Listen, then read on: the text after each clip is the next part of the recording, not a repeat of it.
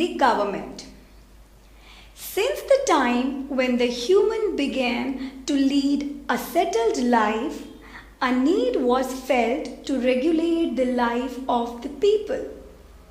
It was helpful in maintaining order among the people in the society.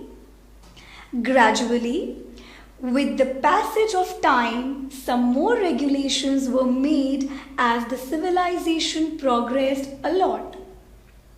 Today, we have a huge human population with a variety of people having different mindset. To maintain order, provide security, and maintain peace in the human society, we have an elected body of representatives called the government. The government takes care of the needs of the people by various ways and means. Let's study about the government in this chapter. What is a government? A government is an important element of the state which runs with the combined effort of the legislature, executive, and judiciary. The supreme law of a state is its constitution. The legislature frames rules, regulations, and policies. The executive implements all these rules and regulations, while the judiciary administers justice according to rules enacted by the legislature and sometimes declares a certain rule as unconstitutional or holds the authority to condemn the acts of the executive. Need for a government.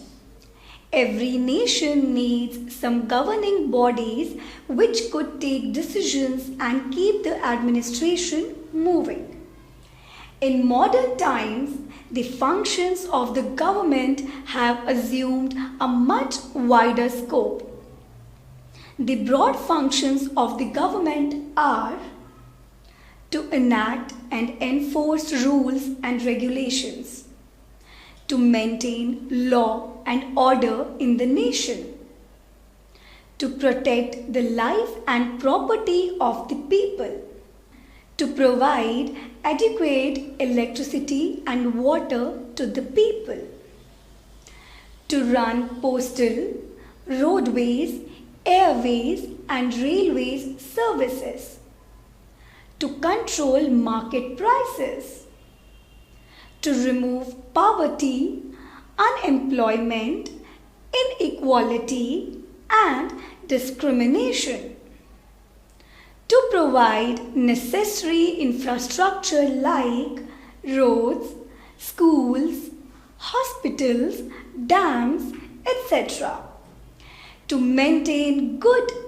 friendly, and peaceful relations with neighboring countries, to provide relief and aid to the people in case of famine, drought, earthquake, cyclone, or other natural calamities. The basic facilities provided by the government for common people are called civic amenities. They include water supply, roads, bridges, railways, roadways, etc. Decision making and participation. Framing laws is the main function of the government. People in democratic countries like India participate in making laws through their elected representatives. Participation of citizens in the decision-making process of the government is the foundation of any democratic country. Before making any policy, the government organizes a debate in the legislature. The view of the majority representatives become the collective decision and accepted by all. Participation of people is a very important factor for the smooth running of a democratic government. Various levels of government: national level, state level, and local self government are three different levels or tiers of the government. All the important decisions concerning the whole country are taken by the central government at the national level. Most of the decisions concerning a particular state like Assam, Maharashtra, etc. are taken by concerned state government at the state level. Similarly, most of the decisions concerning a city or town or village are taken by the local government. In this way, the government works in coordination among themselves. All these governments draw their powers and functions from the Constitution. They work in their definite sphere of influence to avoid any clash or confusion. The central government wields most of the powers required to run such a vast country like India. Different forms of government. Monarchy. In the ancient and medieval periods of history, monarchy or kingship was the most common form of government, whereby a king or queen formed the government. Monarchical form of government was strengthened by the divine rights theory, which considered kings to be the representatives of God on the earth. The monarch had the absolute right to take decisions. His word was considered a law. It was a hereditary form of government in which the king or queen inherited the throne from their father or mother. Dictatorship. It is a form of government in which all the authority and power is enjoyed by one person who does not owe any responsibility to the people. People do not have many rights. Instead, they simply follow the dictates of the dictator. Adolf Hitler, Germany, was one such dictator.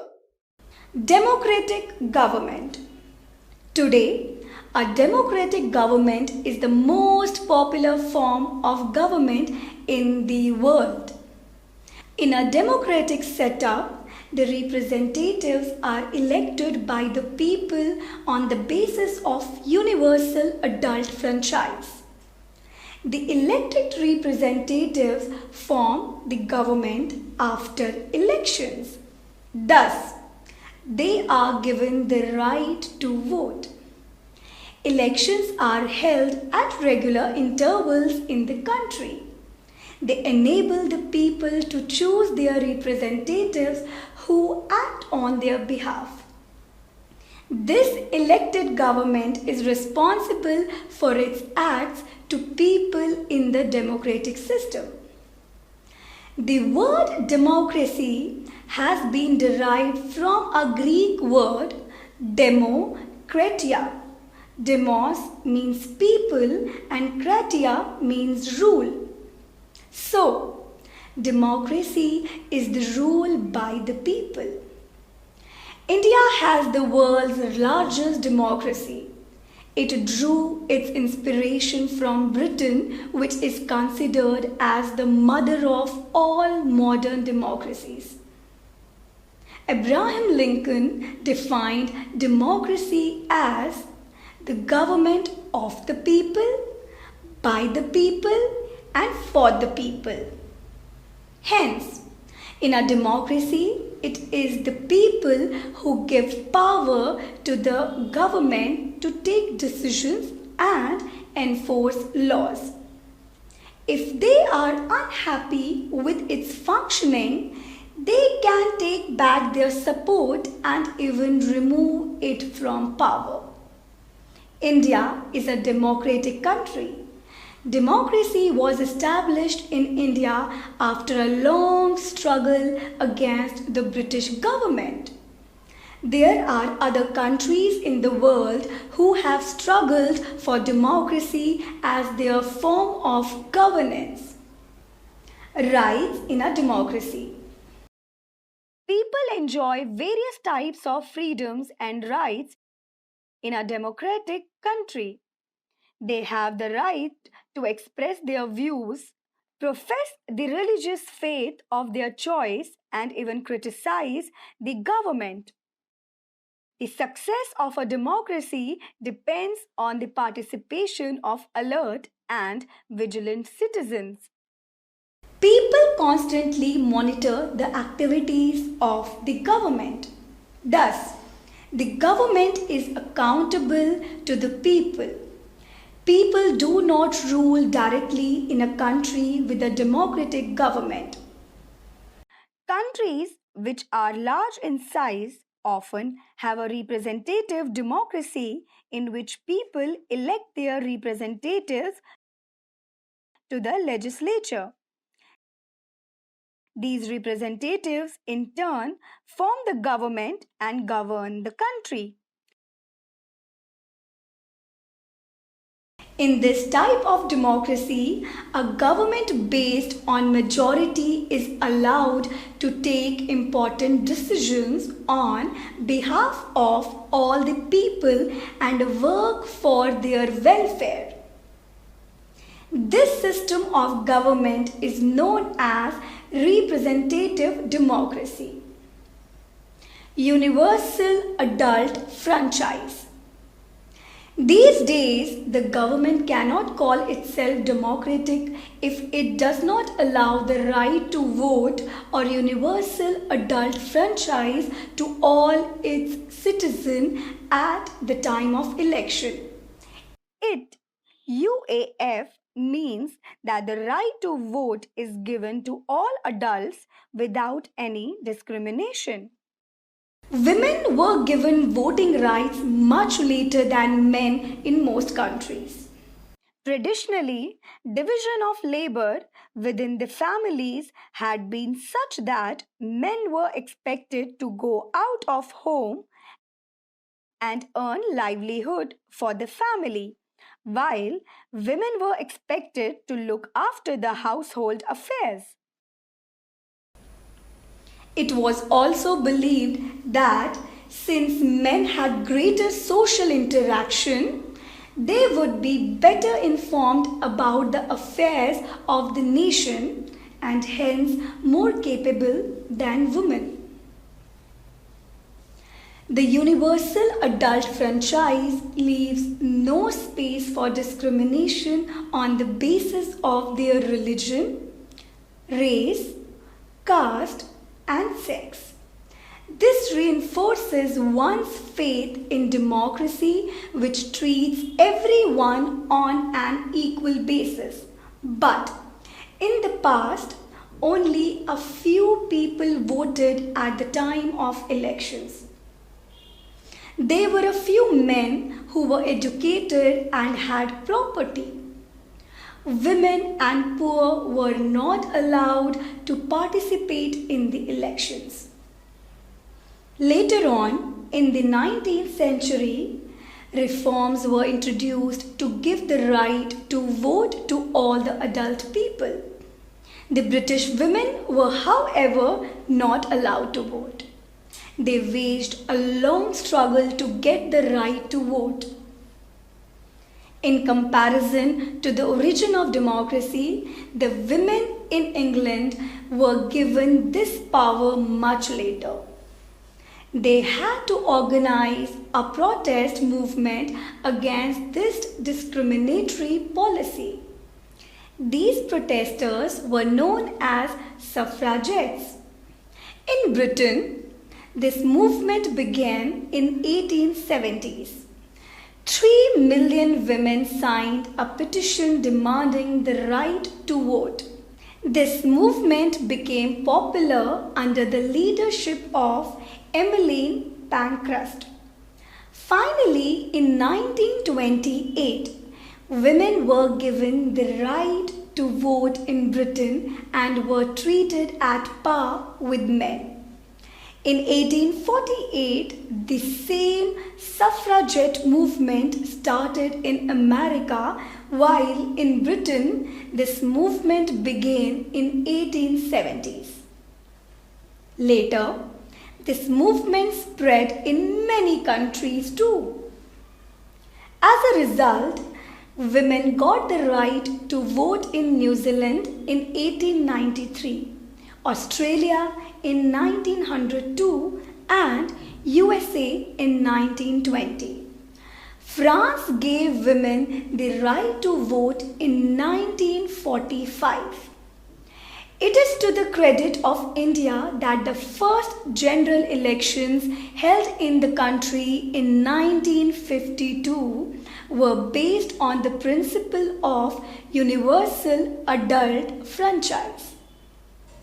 Today, women fight for representation in the legislature. The basis of democracy is equality, and universal adult franchise truly adds meaning to the concept of democracy. Countries like South Africa and USA faced racial discrimination or apartheid. The black people were tortured and discriminated against by the whites. Apartheid in Afrikaans, the language spoken in South Africa, means apartness or separatedness.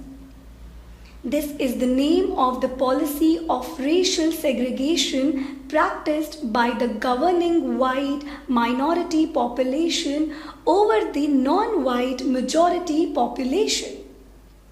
The black people were denied the right to vote, to travel and mix up with the white people. In trains, separate coaches were reserved for the white population. Thus, the best facilities were available only to the whites. To fight against apartheid, Nelson Mandela, under the supervision of African National Congress, organized an anti-apartheid movement. After a long period, Mandela became the first black president of independent South Africa. The movement against apartheid brought in the true spirit of democracy. The General Assembly and the Security Council declared the apartheid policy as inhuman and against the Charter of the UN, United Nations.